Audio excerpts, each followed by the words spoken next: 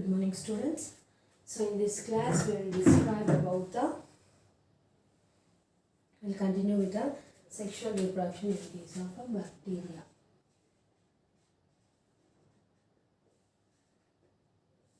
So until now ఇప్పటి వరకు we have been completed our discussion with the bacteria, cell structure and its function. So bacteria గురించి introduction చదివేసాము, and we also completed our discussion about the size of bacteria and coming to its shape. Ferdinand Kohn is a scientist who have been shaped this bacteria into 4 types, that is cocci, bacilli, vibrio and cholera. And next we are also described about the size, shape. Next we discussed about the ultrastructure of bacteria. Ultrastructure lo we have discussed about the various parts of the bacteria, structures internal to the cell wall as well as the structures that are external to the cell wall. So what an influence we already said. And next one more thing, we also described about the bacterial types. Bacteria అనేటువంటివి ఎన్ని రకాలు, ఎన్ని types ఉన్నాయి అనేసి చదివాం. So ఎన్ని రకాలు ఉన్నాయి?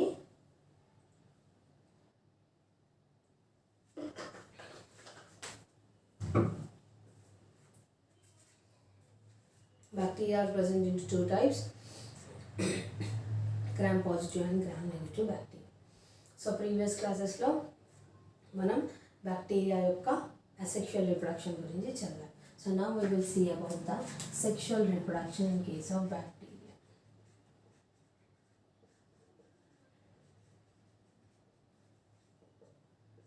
Sexual reproduction in case of bacteria. So ఏమవుతుంది అంటే బ్యాక్టీరియాలో ట్రూ సెక్స్ ఆర్గన్స్ అనేటివి absent.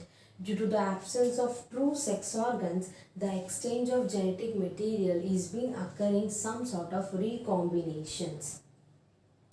So true sex organs బ్యాక్టీరియాలో లేకపోవడం వల్ల సెక్షువల్ రీప్రొడక్షన్ అనేది కొన్ని వేరియేషన్స్ ద్వారా వేరే ప్రాసెస్లో జరుగుతుంది. బ్యాక్టీరియాకి వచ్చేసరికి ఇక్కడ మేల్ గ్యామెట్ ఫీమేల్ గ్యామెట్ అనేది ఉండదు, గుర్తుపెట్టుకోండి. Okay, so the sexual reproduction ఇందులో 3 విధాలుగా జరుగుతుంది. The first one is the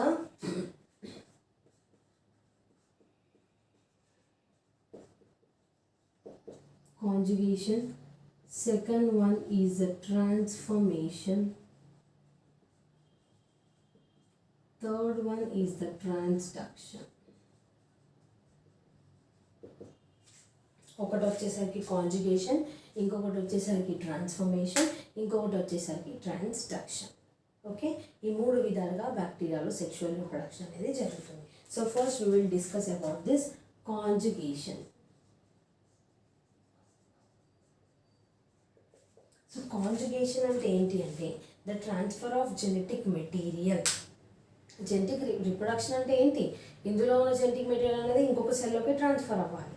So in the similar way, conjugation is defined as the transfer of genetic material from one cell to another cell through the conjugation tube is called as conjugation.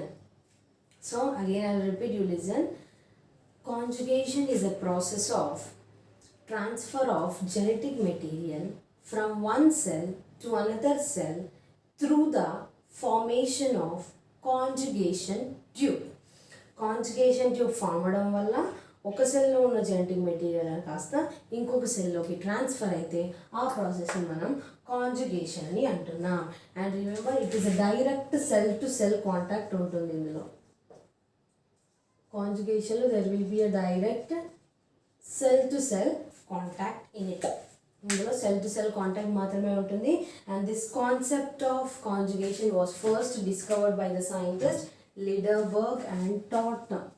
A scientist discover చేశారు దీన్ని? ఇది important, మీకు short, very షార్ట్లో అడుగుతా. Lederberg and Tatum in the year 1946. దేంట్లో discover చేశారు? సరే, దేంట్లో, ఏ బ్యాక్టీరియాలో డిస్కవర్ చేశారు అంటే they have been discovered in E coli bacteria. ఈ బ్యాక్టీరియా అనేది హ్యూమన్ బాడీ యొక్క లార్జ్ ఇంటెస్టైన్లో ఉంటుంది. ఈ కోలైనే మనం ఎస్కరేషియా కోలై అని అంటున్నాం. ఈ కోలైనే మనం ఎస్కరేషియా కోలై అని అంటున్నాం. So Conjugation is a process of sexual reproduction in case of bacteria in which the genetic material is transferred from one cell to another cell to the formation of conjugation tube, and it is a direct cell to cell contact. ఒక సెల్కి ఇంకో సెల్కి direct contact ఉంటుంది. And this conjugation was first discovered by the scientist Lederberg and Totem in the year 1946. ఏ బ్యాక్టీరియాలో ఏ ఆర్గానిజంలో describe చేశారు అంటే ఈకోలైలో. Okay, so and they have taken 2 strains of E coli. ఏం చేశారంటే దీని యొక్క 2 strains తీసుకున్నాడు. ఒకటేమో F+ స్ట్రెయిన్, ఒకటి F- స్ట్రెయిన్. 2 strains తీసుకున్నారు, F+ అండ్ F-. దీన్నేమో డొనార్ అని అంటున్నాం, దీన్నేమో యాక్సెప్టార్ అని అంటున్నాం. దీన్నేమో డొనార్ స్ట్రెయిన్ అని అంటున్నాం, దీన్నేమో యాక్సెప్టార్ స్ట్రెయిన్ అని అంటున్నాం. సో ఇది ఏం చేస్తుందంటే it contains sex plasmid or F plasmid and sex pili which helps in the formation of conjugation tube. ఇది F+ కాబట్టి దీంట్లో మనకి సెక్స్ పిల్లి అనేది ఉంటుంది. సెక్స్ పిల్లి is considered to be an external structure to the cell wall in case of bacteria. అప్పుడు చెప్పాను ఇది కాంజుగేషన్కి హెల్ప్ అవుతుంది అని. సో ఇక్కడ సెక్స్ పిల్లి ఉండడం ద్వారా ఇది కాంజుగేషన్ ట్యూబ్ని ఫామ్ చేస్తుంది. ఇక్కడ ఏంటి అంటే దెర్ ఇస్ నో పిల్లి అనేది ఇక్కడ ఉండదు. సో దీనివల్ల మనకి ఇందులో కాంజుగేషన్ ట్యూబ్ అనేది ఫామ్ అవుతుంది. సో ఇప్పుడు ఏమవుతుంది, 2 strains of E coli F+ and F- are bind to each other. So ఇవి ఏం చేస్తాయంటే ఇదేమో F+ సెల్, ఇదేమో F- సెల్. సో ఆల్రెడీ 2 సెల్స్లో ఏమవుతుంది, దెర్ ఈజ్ దాని యొక్క జెనెటిక్ మెటీరియల్ అనేది ఉంది. సో ఇవి ఏమవుతాయంటే 2 ఒక్కదానికొక్క దగ్గర బైండ్ అవుతాయి. They both bind. ఆ బైండ్ అయినాక ఏమవుతుంది, సెక్స్ ప్లాస్మిడ్ అనేది రెప్లికేట్ అయ్యి and donate a copy of F+ strain. ఇది ఏం చేస్తే ఇందులో పిల్లి ఉండడం ద్వారా అది రెప్లికేట్ అయిపోతుంది, దీని యొక్క జెనెటిక్ మెటీరియల్ని డొనేట్ చేస్తుంది. ఇది F+, ఇది F-. ఇందులో పిల్లి ఉండడం ద్వారా ఇది ఇలా కాంజుగేషన్ ట్యూబ్ని ఫామ్ చేస్తుంది. ఈ కాంజుగేషన్ ట్యూబ్ ద్వారా ఇందులో ఉన్న జెనెటిక్ మెటీరియల్ ఇంకో సెల్లోకి వస్తుంది. ఇది డొనార్ అని ఎందుకు అంటున్నామంటే ఇది డిఎన్ఏని ఇస్తుంది కాబట్టి అది డొనార్. ఈ F- సెల్ని యాక్సెప్టార్ ఎందుకు అంటున్నామంటే అది డిఎన్ఏని తీసుకుంటుంది కాబట్టి అది యాక్సెప్టార్.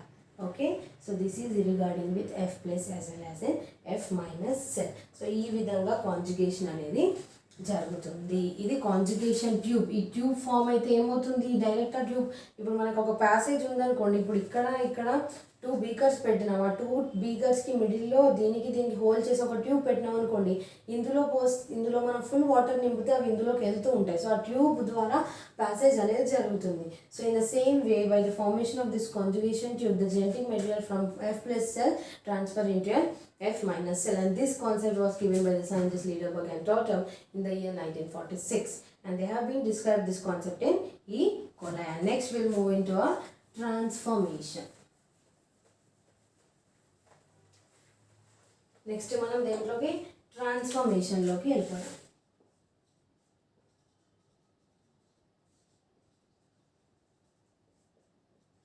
సో కాంజుగేషన్లో ఏమైంది, జెనెటిక్ మెటీరియల్ అనేది జస్ట్ ట్రాన్స్ఫర్ అయింది ఒక సెల్ నుండి ఇంకో సెల్కి. ఇక్కడ ట్రాన్స్ఫర్మేషన్లో ఏమవుతుంది అంటే the genetic material gets transformed. Transform అంటే ఇప్పుడు నాలో for suppose I have a DNA.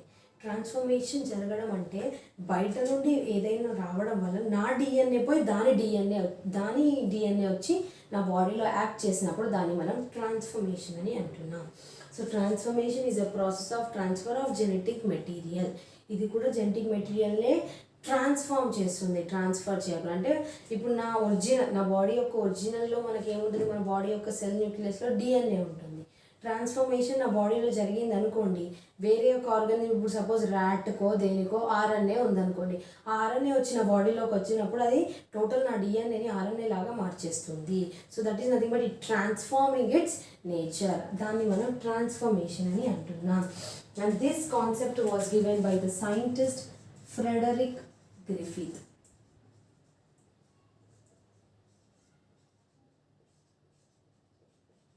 Frederick Griffith in the year 1928.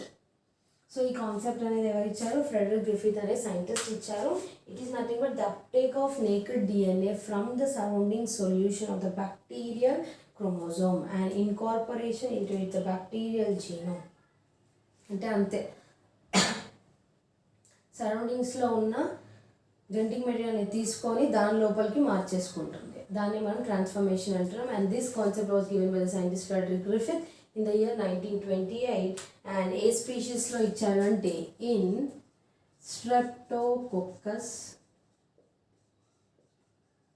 Pneumoniae. Streptococcus నిమోనియాలో మనకి ఈ ట్రాన్స్ఫర్మేషన్ అనేది చూపించడం జరిగింది. ఫస్ట్ డిస్కవర్డ్ బై ఈ సైంటిస్ట్ ఏ ఆర్గానిజంలో? స్ట్రెప్టోకోకస్ నిమోనియా ఆర్గానిజమ్స్లో. సో ఆయన ఏం చేశారంటే ఈ స్ట్రెప్టోకోకస్ నిమోనియా నుండి 2 స్ట్రెయిన్స్ తీసుకున్నాడు. One is a virulent strain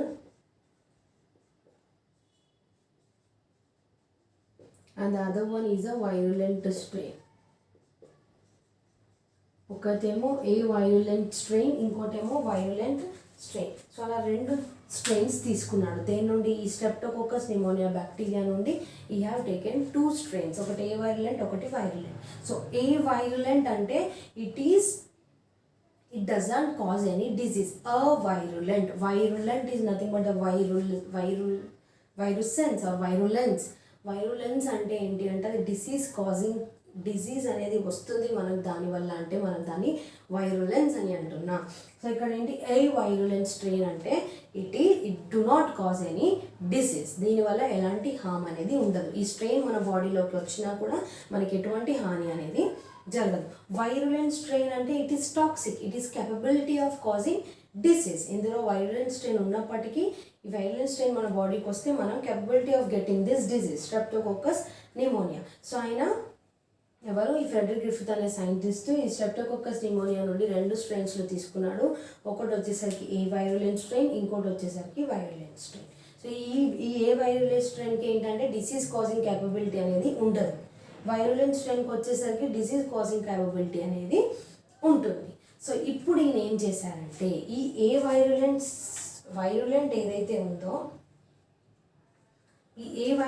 ఏదైతే ఉందో it is a smooth type. ఈ వైరులెంట్ కాస్త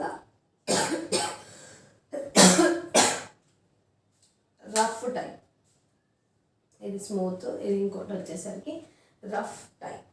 సో ఇక్కడ ఏమవుతుంది అంటే ఆయన ఈ 2 స్ట్రెయిన్లని మైజ్లోకి ఇంజెక్ట్ చేశారు. మైజ్ అంటే ర్యాట్. మనము ల్యాబొరేటరీ కండిషన్స్లో రీసెర్చెస్కి ఎలుకల మీద పరిశోధన చేస్తానని అంటారు కదా, అవి ఎలుకలు కాదు, వాటిని మనం మైస్ అని అంటాం. మైస్ అంటే మరి చిన్నదిగా, వాటికి ఇంకా మంచి ఏమంటారు, they are more functional. Same human బీయింగ్కి ఉన్న రిలేషన్ ఉంటుంది, సేమ్ హ్యూమన్ బీయింగ్ బాడీ ఎలా ఉంటుంది దాని బాడీ ఉంటుంది, వాటిని మనం మైస్ అని అంటున్నాం. సో ఫస్ట్ ఏం చేశాడంటే ఫస్ట్ స్టెప్లో ఈ సైంటిస్ట్ ఈ వైరులెంట్ స్ట్రెయిన్ని మైస్కి ఇస్తాడు. వైరులెంట్ స్ట్రెయిన్ని మైస్కి ఇంజెక్ట్ చేస్తాడు. సో అప్పుడు ఏమవుతుంది, ఇది వైరులెంట్ అంటే అది కెపబిలిటీ ఆఫ్ కాజింగ్ డిసీజ్, అంటే దానికి నిమోనియా అనే డిసీజ్ వచ్చేసి ఆ మైజ్ అనేది చచ్చిపోతుంది ఫస్ట్ స్టెప్లో. నెక్స్ట్ స్టెప్లో ఏమవుతుంది, ఏ వైరులెంట్ స్ట్రెయిన్ని మైస్కి ఇస్తారు. ఏ వైరులెంట్ అంటే ఏంటి, దీనికి ఎలాంటి డిసీజ్ రాదు, ఇది స్మూత్ టైప్, దానికి డిసీజ్ అనేది ఎలాంటిది రాదు. సో ఏమవుతుంది, ఈ స్ట్రెయిన్ ఇచ్చినప్పటికీ కూడా మైస్కి ఈ నిమోనియా అనే డిసీజ్ రాకుండా అది అలైవ్ ఉంటుంది, అంటే బతికి ఉంటుంది. So now what he does, he will take an heat killed virulent strain plus mice. So ఏం చేశారు, హీట్ కిల్డ్ వైరులెంట్ స్ట్రెయిన్ని మైస్కి ఇచ్చారు. హీట్ ఇప్పుడు నార్మల్గా వైరులెంట్ అంటే అది రఫ్ సర్ఫేస్ ఉంటుంది, దానికి డిజీజ్ కాజింగ్ క్యాపబిలిటీ ఉంటుంది, కాబట్టి అది ఎప్పుడైతే ఒక ఎలుకకి ఇస్తామో ఆ ఎలుక అనేది చచ్చిపోవాలి. సో ఇక్కడ ఏమి ఇచ్చాడు ఆయన, హీట్ కిల్డ్ వైరులెంట్ స్ట్రెయిన్ ఇచ్చాడు ఎలుకకి. సో అక్కడ ఏమవుతుంది, హీట్ కిల్డ్ అంటే ఇందులో ఉన్న వైరులెంట్స్లో ఉన్న డిజీజ్ కాజింగ్ క్యాపబిలిటీ ఏదైతే హార్మ్ఫుల్ సబ్స్టెన్స్ ఉందో దాన్ని హీట్ కిల్ చేశారు, అంటే హీట్తో ట్రీట్మెంట్ చేశారు. హీట్తో ట్రీట్మెంట్ చేసి దాన్ని ఆల్రెడీ చంపేశారు. సో అక్కడ ఏమవుతుంది, దాని యొక్క డిజీజ్ కాజింగ్ క్యాపబిలిటీని కోల్పోతుంది, దాని యొక్క ఏమంటారు మనకి రోగం వచ్చే శక్తిని అది ఇక్కడే కోల్పోతుంది. ఎందుకు? ఇది ఆల్రెడీ ఒక వేడి ద్వారా అందులో ఉన్న అది అనేది తగ్గిపోయింది కాబట్టి, అది చనిపోయింది కాబట్టి అది కోల్పోతుంది. సో హీట్ కిల్డ్ వైరులెంట్ స్ట్రెయిన్ని మైస్కి ఇచ్చినప్పుడు ఏమవుతుంది? యాక్చువల్గా వైరులెంట్ స్ట్రెయిన్ని మైస్కి ఇచ్చినప్పుడు అది చనిపోవాలి, కాకపోతే ఇక్కడ హీట్ కిల్డ్ని ఇస్తున్నాం కాబట్టి it is going to alive, అది బతికే ఉంటుంది. ఎందుకంటే అక్కడ ఆల్రెడీ వైరులెంట్ స్ట్రెయిన్ అనేది హీట్ కిల్ ట్రీట్మెంట్ ద్వారా ఆల్రెడీ ఆ స్ట్రెయిన్ అనేది చచ్చిపోయింది. సో అది మైస్కి ఇచ్చిన ఎలాంటి ఉపయోగం లేదు. సో ఇది fourth step what he did is he had taken an heat killed a virulent strain plus heat killed virulent plus a virulent strain plus mice. So ఇప్పుడు ఏమవ్వాలి? హీట్ కిల్డ్ వైరులెంట్ అంటే ఏమవుతుంది? ఇందులో ఉన్న డిసీజ్ కాజింగ్ క్యాపబిలిటీ అనేది heat treatment ద్వారా already చచ్చిపోతుంది. ఏ వైరులెంట్కి వచ్చేసరికి దీనికి అసలు డిసీజ్ కాజింగ్ క్యాపబిలిటీ ఉండదు. ఇప్పుడు ఈ రెండింటిని మైస్కి ఇచ్చినప్పుడు ఏమవ్వాలి? మైజ్ అనేది అలైవ్ ఉండాలి. మైజ్ అనేది ఎలా ఉండాలి? అలైవ్ ఉండాలి. Maize should be alive. కానీ ఇక్కడ ఏమవుతుంది? మైజ్ అనేది చచ్చిపోతుంది. ఎందుకు చచ్చిపోతుంది? ఈ స్ట్రెయిన్లో ఆల్రెడీ వైరులెంట్ అనేది హీట్ కిల్డ్ కాబట్టి దానికి డిసీజ్ కాజింగ్ క్యాపబిలిటీ అనేది లేదు, దానికి ఎలాంటి రోగం అనేది రాదు. ఏ వైరులెంట్ కూడా దానికి స్ట్రెయిన్ లేదు కాబట్టి రోగం రాదు. మరి అయినా కూడా మైస్ బతకాలి కదా, ఎందుకు చచ్చిపోతుంది అంటే ఈ ఏ వైరులెంట్లో ఉన్న స్ట్రెయిన్ ఏదైతే ఉందో ఈ హీట్ కిల్డ్ వైరులెంట్ తర్వాత ఇందులో ఉన్న జెనెటిక్ మెటీరియల్ కాస్త ఇందులోకి ట్రాన్స్ఫార్మ్ అవుతుంది. అది ట్రాన్స్ఫార్మ్ అవ్వడం వల్ల ఈ హీట్ కిల్డ్ వైరులెంట్ స్ట్రెయిన్ కాస్త మళ్ళీ వైరులెంట్ రాగా మారిపోయి ఆ యొక్క ఎలుకల్ని చంపేస్తుంది, ఎందుకంటే ఈ డిసీజ్ రావడం వల్ల. So this is all about the transformation. So ట్రాన్స్ఫర్మేషన్లో ఏ వైరులెంట్ స్ట్రెయిన్ బట్ ఈ కిల్ వైరులెంట్ స్ట్రెయిన్ వల్ల మనకి it is going to die. Which is going to die? The mice is going to die. So transformation is a process of this. And so ఇందులో ఏమవుతుంది అంటే transformation is a concept. So we had done with our transformation. So this transformation concept was given by the scientist Frederick Griffith in the year 1928. ఈ ట్రాన్స్ఫర్మేషన్ని దేంట్లో కనుక్కున్నాడు? Streptococcus pneumonia అనే బ్యాక్టీరియాలో కనుక్కున్నాడు. So ఇది transformation ఏంటి అంటే ఒక దాంట్లో ఉన్న జెనెటిక్ మెటీరియల్ అనేది ఇంకో దాంట్లోకి ట్రాన్స్ఫార్మ్ అయ్యి దాని డిసీజ్ కాజింగ్ అవైలబిలిటీని చూపించి ఆ యొక్క ఆర్గానిజమ్స్ని చంపే ప్రయత్నం చేస్తుంది. సో ఇందులో ఏమయ్యింది? ఫస్ట్ ఈ స్ట్రెప్టోకోకస్ నిమోనియా నుండి ఈ సైంటిస్ట్ 2 స్ట్రెయిన్లను తీసుకున్నాడు. ఒకటేంటి? ఏ వైరులెంట్ స్ట్రెయిన్, ఇంకోటి వచ్చేసరికి వైరులెంట్ స్ట్రెయిన్. సో ఈ ఏ వైరులెంట్ స్ట్రెయిన్ అనేది స్మూత్ టైప్లో ఉంటుంది, వైరులెంట్ స్ట్రెయిన్ అనేది రఫ్ టైప్లో ఉంటుంది. ఏ వైరులెంట్ అంటే దీనికి రోగం వచ్చే డిసీజ్ కాజింగ్ క్యాపబిలిటీ అనేది ఉండదు. రోగం ఈ యొక్క స్ట్రెయిన్ అనేది మన బాడీలో రావడం వల్ల మనకి ఎలాంటి హాని అనేది కలగదు. So it is harmless and it is harmful. Virulent strain అనేది డిసీజ్ కాజింగ్ క్యాపబిలిటీ కలిగి ఉంటుంది అండ్ ఇట్ ఈస్ హార్మ్ఫుల్. ఈ స్ట్రెయిన్ మన బాడీలో వచ్చినప్పుడు మనకి నిమోనియా అనే డిసీజ్ అనేది వస్తుంది. సో ఆయన ఈ 2 స్ట్రెయిన్లను తీసుకొని దేంతో ఎక్స్పెరిమెంట్ చేశాడు? మైస్తో ఎక్స్పెరిమెంట్ చేశాడు. మైస్ అంటే ఎలక. సో ఫస్ట్ ఏంటి? ఈ వైరులెంట్ స్ట్రెయిన్ని మైస్కి ఇచ్చాడు. సో ఇది డిసీజ్ కాజింగ్ క్యాపబిలిటీ ఉంది కాబట్టి ఆ మైస్ అనేది చచ్చిపోతుంది. సో నెక్స్ట్ ఏం చేశాడు? ఏ వైరులెంట్ స్ట్రెయిన్ని మైస్కి ఇచ్చాడు. సో ఏ వైరులెంట్ స్ట్రెయిన్ని మైస్కి ఇచ్చినప్పుడు ఏమవుతుంది? ఆ మైస్ అనేది యాక్చువల్గా చచ్చిపోవాలి, కానీ ఇట్ ఈస్ అన్ అలైవ్, అది అలైవ్గా ఉంటుంది.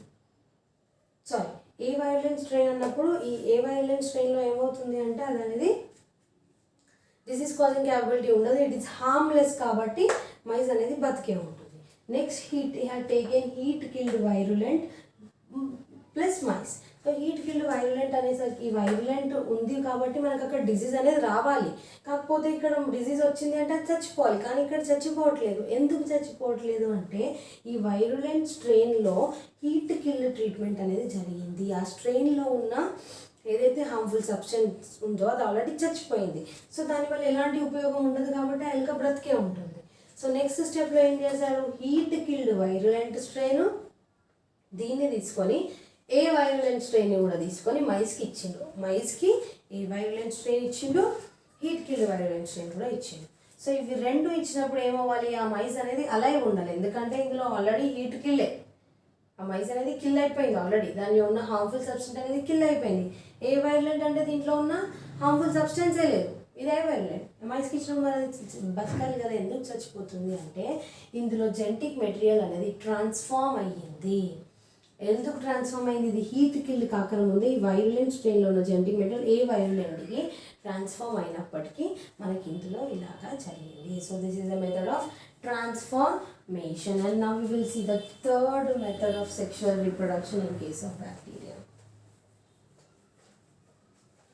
ఇవి షార్ట్కి, వెరీ షార్ట్కి చాలా ఇంపార్టెంట్. మీకు క్వశ్చన్ వస్తుంది, define transformation in which organism. So అప్పుడు దీని గురించి రాసి స్ట్రెప్టోకోకస్ న్యూమోనియా అనేసి రాయాలి. Now the last one is the transduction.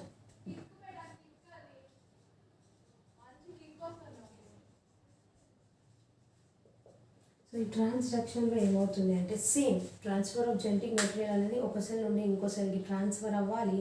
కాకపోతే ఈ transfer through the bacteriophage. Bacteriophage ద్వారా ఇందులో ట్రాన్స్ఫర్ అనేది జరుగుతుంది.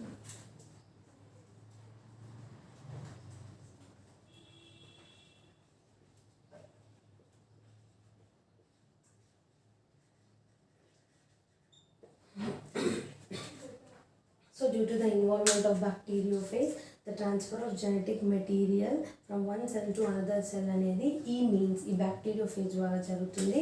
అండ్ బ్యాక్టీరియోఫేజ్ అంటే bacterio is nothing but a bacteria and phase is nothing but a virus. So a bacteria virus on bacteria, దాన్ని మనం bacteriophage అని అంటాం. ఎప్పుడైతే వైరస్ పార్టికల్ బ్యాక్టీరియా పైన ఉంటుందో దాన్ని మనం బ్యాక్టీరియోఫేజ్ అని అంటున్నాం. ఓకేనా?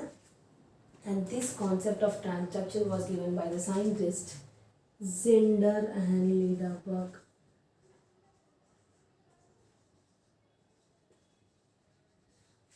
జిండర్ అండ్ లీడర్బర్గ్ తో మనకి కాన్సెప్ట్ అనేది వచ్చింది. This are discovered in the year 1951 mostly, and they have been discovered in a species called as Salmonella typhimurium.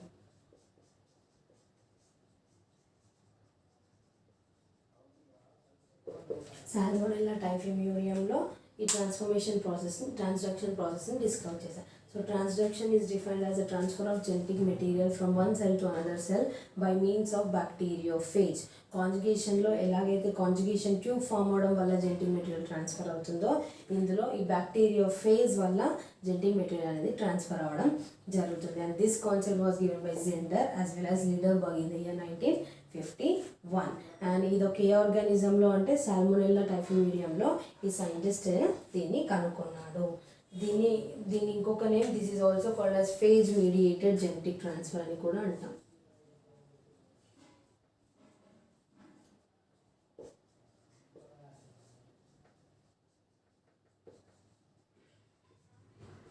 దీన్ని మనం ఫేజ్ మీడియేటెడ్ జెనెటిక్ ట్రాన్స్ఫర్ అని కూడా అంటున్నాం.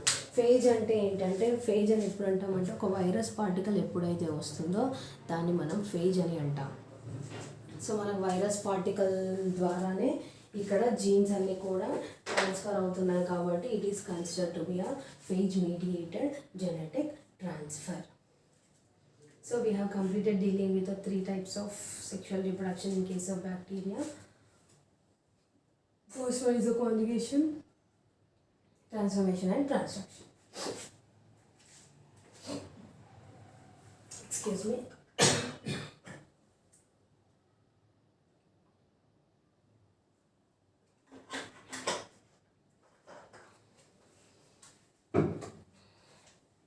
So next, we'll move on to the economic importance of bacteria.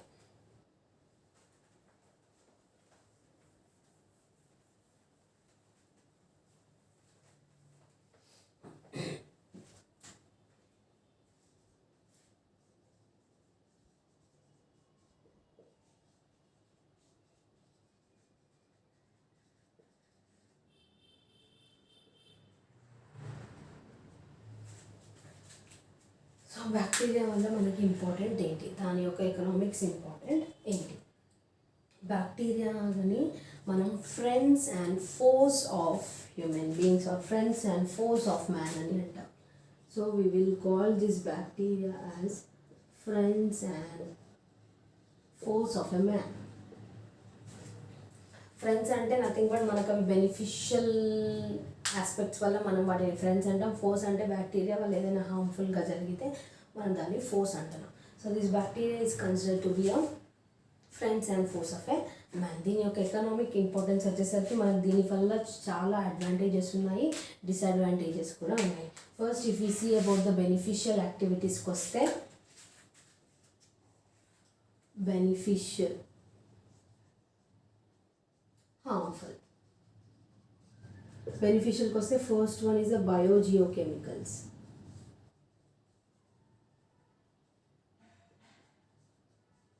First one వచ్చేసరికి ఏంటి, ఈ biogeochemical సైకిల్స్లో ఈ డెడ్ రిమైన్స్ ఆఫ్ ఆర్గానిజమ్స్ ఏవైతే ఆర్గానిజమ్స్ అనేటువంటివి కొన్ని రోజుల తర్వాత చచ్చిపోతాయో, ఈ బ్యాక్టీరియా వెళ్ళి వాటి మీద ఫీడ్ చేసి వాటి మీద వెళ్ళి ఏం చేస్తుందంటే వాటి మీద అది డెడ్ అండ్ డీకే వాటి యొక్క ఆర్గానిజమ్స్ అన్నిటిని తీసుకొని ఆ బాడీని డీకంపోజ్ చేసేస్తుంది.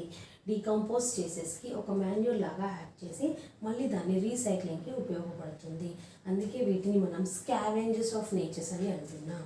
So it is helpful in the biogeochemical cycles. అది డీకంపోజెస్ కాబట్టి దీనికి హెల్ప్ అవుతుంది. And next it is also helpful in case of an agriculture. మనకి అగ్రికల్చర్కి కూడా ఇది హెల్ప్ అవుతుంది. అగ్రికల్చర్కి ఎలా హెల్ప్ అవుతుంది అనుకుంటున్నాం, అగ్రికల్చర్లో నార్మల్గా మనకి ఏమవ్వాలి అంటే ప్రతి ప్లాంట్స్కి నైట్రోజన్ అనేది ఫిక్స్ చేయాలి. అట్మాస్ఫియర్ నుండి నైట్రోజన్ని తీసుకొని ఆ ప్లాంట్ అన్నీ కూడా నైట్రోజన్ని ఫిక్స్ చేసుకుంటాయి. So that process of nitrogen fixation is done by this bacteria ద్వారానే నైట్రోజన్ అనేది ప్లాంట్స్ని ఫిక్స్ చేయడం జరుగుతుంది. రైజోబియం, సింబయోటిక్ బ్యాక్టీరియాకి వచ్చేసరికి రైజోబియం, నాన్ సింబయోటిక్ వచ్చేసరికి క్లాస్ట్రీడియం, ఫోటోసింథటిక్ వచ్చేసరికి క్లోరోబియం. ఇవన్నీ కూడా అట్మాస్ఫెరిక్ నైట్రోజన్ని తీసుకొని దీనికి ఫిక్స్ చేసి అమోనియాని నైట్రేట్స్గా కన్వర్ట్ చేయడానికి ఉపయోగపడతాయి. And next thing is the bacteria in industries.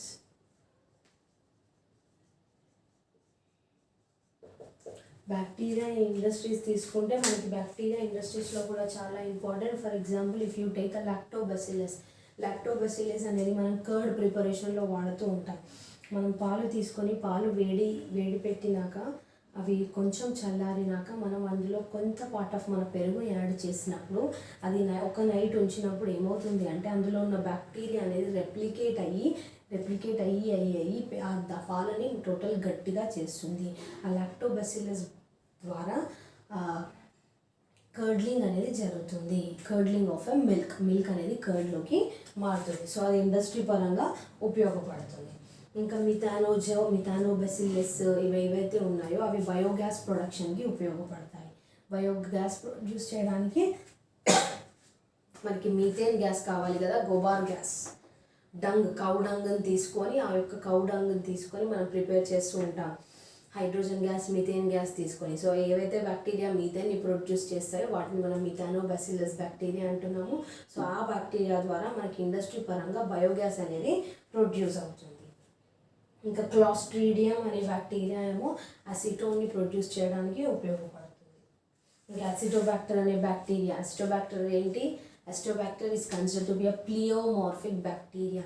అది దాని షేప్ని చేంజ్ చేస్తూ ఉంటుంది. According to the environmental conditions it change its shape. So Acetobacter bacteria అనేది అసిటిక్ యాసిడ్ని సింథసైజ్ చేయడానికి కూడా ఉపయోగపడుతుంది. And next if you see the bacteria beneficial activities in case of మెడిసిన్స్లో తీసుకుంటే బ్యాక్టీరియా మెడిసిన్స్కి కూడా చాలా హెల్ప్ అవుతుంది.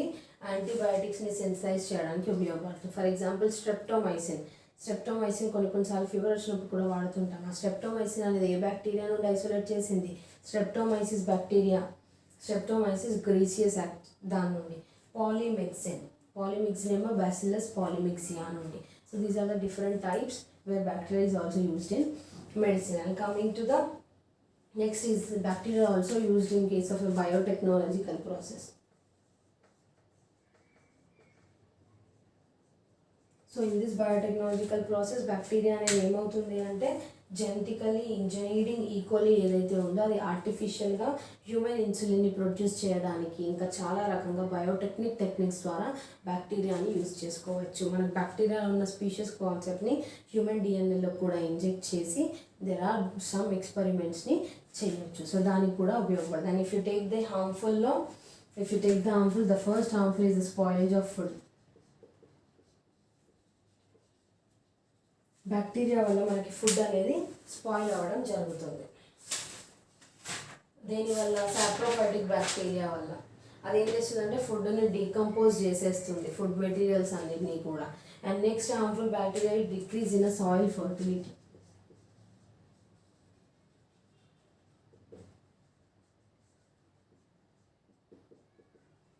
సాయిల్ ఫర్టిలిటీని కూడా డిక్రీజ్ చేసేస్తాయి బ్యాక్టీరియా ఉండడం వల్ల. అండ్ ఇంకా బ్యాక్టీరియాలో మళ్ళీ బ్యాక్టీరియా అనేది ప్లాంట్స్లో ఉండడం వల్ల మనకి ప్లాంట్స్లో కొన్ని డిసీజెస్ వస్తాయి. Blight of rice, angular leaf spot in కాటన్లో యాంగులార్ లీఫ్ స్పాట్ ఫామ్ అవ్వడము, సిట్రస్ క్యాంకరు, క్రోన్ గాల్ డిసీజెస్, ఇవన్నీ సమ్ సార్ట్ ఆఫ్ డిసీజెస్. ఇంకా బ్యాక్టీరియల్ డిసీజెస్ ఇన్ హ్యూమన్స్లోకి వస్తే హ్యూమన్స్లో కూడా చాలా రకంగా వైబ్రియో కలరా డిసీజ్ వస్తుంది. స్ట్రెప్టోకోకస్ నిమోనియా డిసీజ్ అనేది వస్తుంది. మైకోబాక్టీరియం లెప్రసీ డిసీజ్ అనేది వస్తుంది. సాల్మోనెల్లా టైఫాయిడ్ అనేది వస్తుంది. అండ్ ఇంకోటి బయోమైనింగ్ టెక్నిక్స్ ద్వారా bacteria extraction of valuable materials from rocks. ఈ బయోమైనింగ్ టెక్నిక్స్ ద్వారా బ్యాక్టీరియాని యూస్ చేసుకొని వేరియస్ మెటల్స్ని రాక్స్ నుండి ఎక్స్ట్రాక్ట్ చేయొచ్చు. ఇంకా ఈ బయోలాజికలీ యాక్టివ్ టాక్సిక్ పొల్యూషన్స్ అని అంటూ ఉంటాం. So this bacteria consists of a beneficial as well as in harmful activities.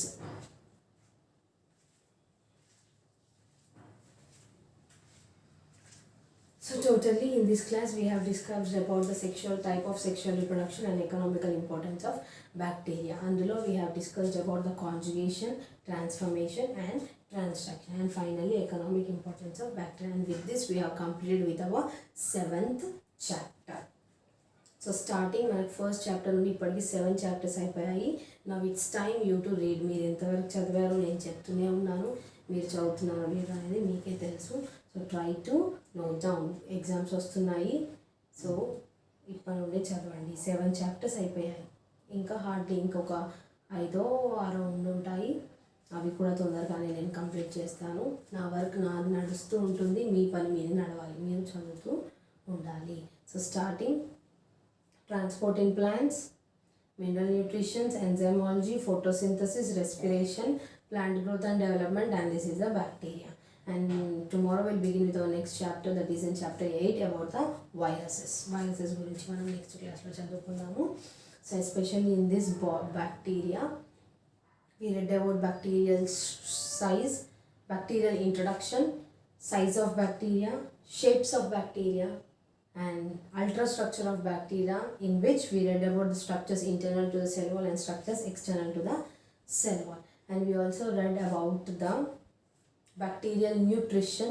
And coming to the bacterial reproduction, in the asexual mode of reproduction we read that bacteria undergoes asexual reproduction by binary fission and by endospore formation, and it undergoes sexual reproduction by conjugation, transformation and transduction. And last is economic importance of bacteria.